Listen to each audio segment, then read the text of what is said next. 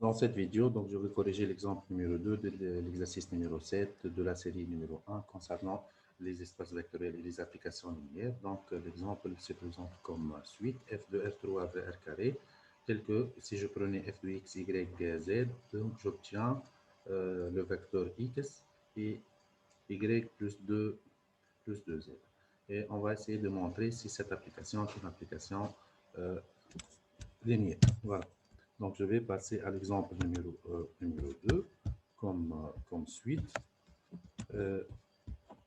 Donc, l'exemple se présente avec l'énoncé suivant. Donc, deuxièmement, ici, donc j'ai f de R3 vers R carré. Donc, ici, l'ensemble du départ, c'est E, et l'ensemble d'arrivée, c'est F. En fait, si je prenais un vecteur de l'ensemble d'arrivée, l'ensemble de départ, en fait, peut-être que si je prenais un vecteur U de coordonnées X, Y, Z, j'obtiens en fait un vecteur V de coordonnées X', Y' appartenant à R carré, qui est égal à quoi en fait? Tel que X' est égal à X et Y' est égal à Y plus 2 Z.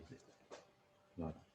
Étant donné que X' est égal à X et Y' est égal à Y plus 2Z.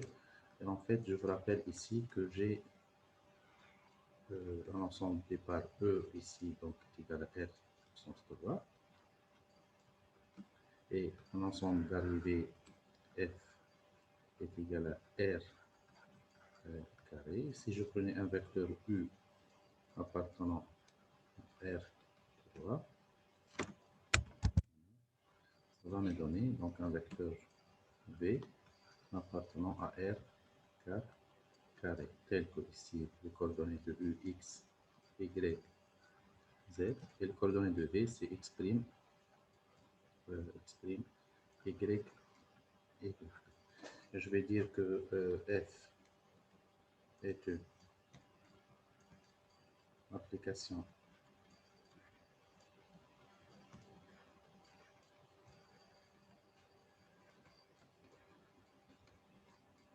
linéaire de R3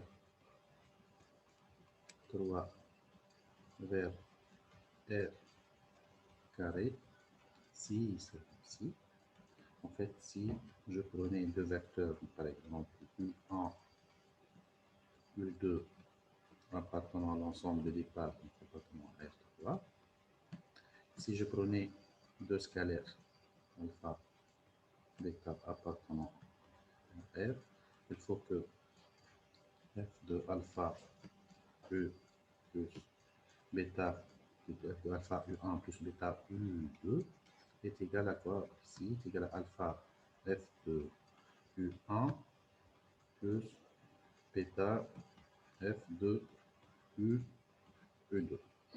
Et comme ça, donc, on trouve la définition d'une application linéaire. En fait, je vais prendre un vecteur U1 de coordonnées X1, Y1, Z1 appartenant à l'ensemble de départ R3. En fait, je vais noter que f de U1 sera égal à V1 est égal à quoi en fait ici?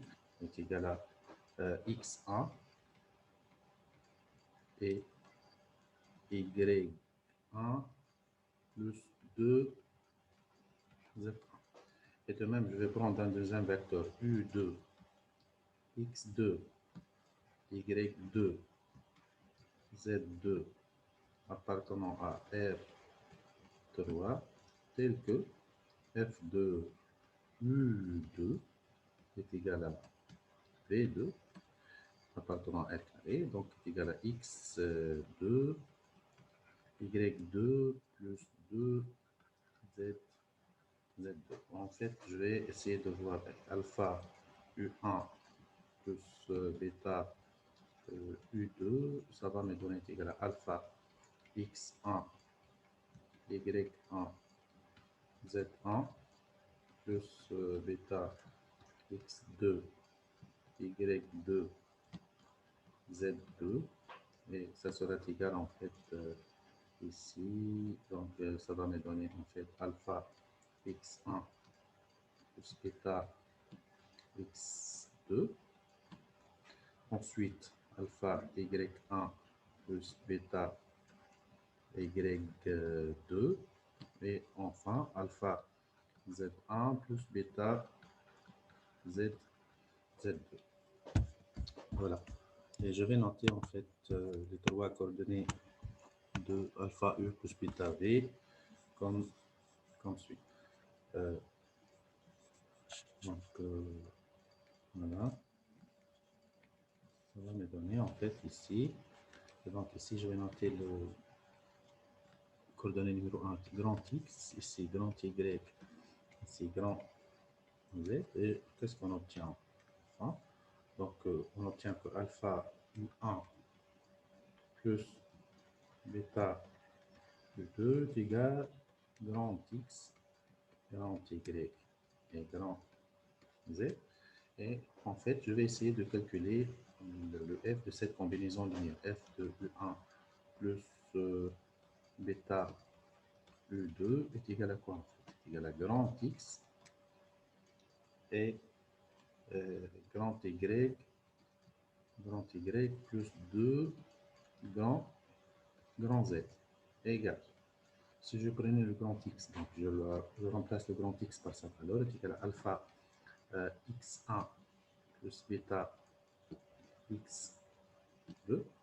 Et je remplace ici le grand Y, ça va me donner alpha Y1 plus bêta Y2 plus 2 alpha Z1 plus 2 bêta Z2 égale.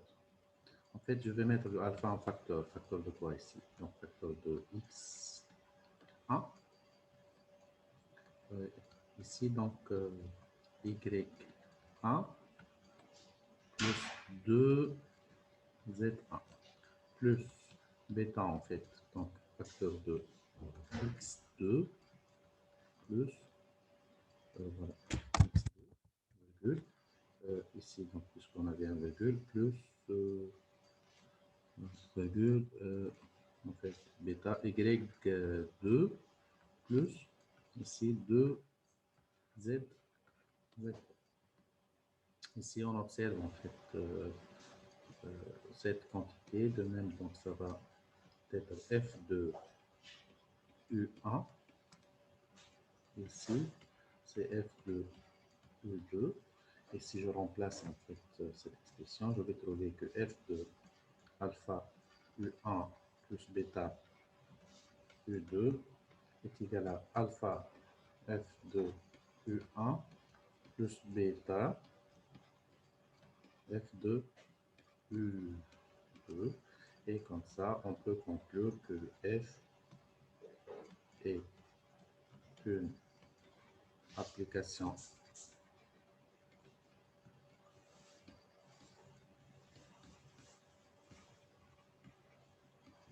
linéaire de, en fait, de R3 vers R carré. Ça, donc, on arrive à démontrer que cette application, pour l'exemple numéro 2, est une application linéaire de R3 vers R